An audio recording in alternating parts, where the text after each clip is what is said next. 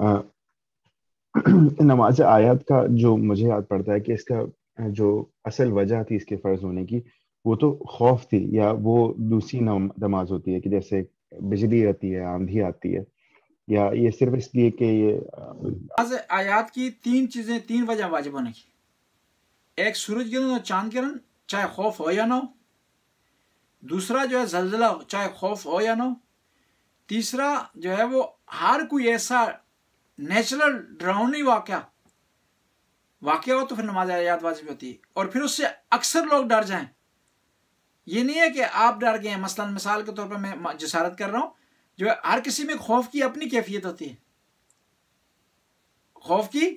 اپنی کیفیت ہے۔ جس طرح میں نے ایک آدمی سے پوچھا کہ آج کا ٹیمپریچر کیا ہے، اس نے کہا 20، تو میں نے کہا فیلنگ کتنی ہے، اس نے کہا ہر آدمی کی اپنی اپنی فیلنگ ہے،